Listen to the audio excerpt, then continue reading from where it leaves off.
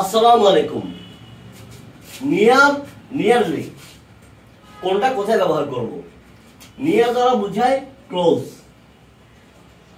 Nearly দ্বারা বোঝায় almost. I live blank the college, near the college. আপনি চাইলে নিয়ার টু ও বলতে পারেন, নিয়ার টু ও ব্যবহার করতে পারেন। নিয়ার আর নিয়ার টু সেম, তবে নিয়ারটা একটু বেশি common.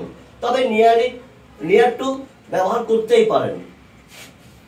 She blank cried nearly. That means she almost cried. He is near the bank. চাইলে ওই যে আবার বললাম নিয়ার টু বলতে পারেন, নিয়ার টু।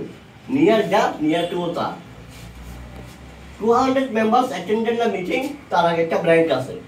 এখানে হবে নিয়ারলি, এখানে হবে নিয়ারলি।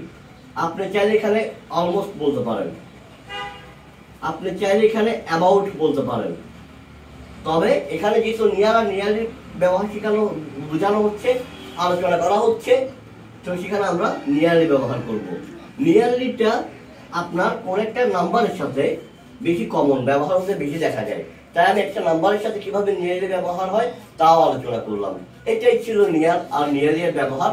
আরো অনেক ব্যবহার থাকতে পারে, আমি এতটুকুই আলোচনা করলাম। ধন্যবাদ। আসসালামু আলাইকুম।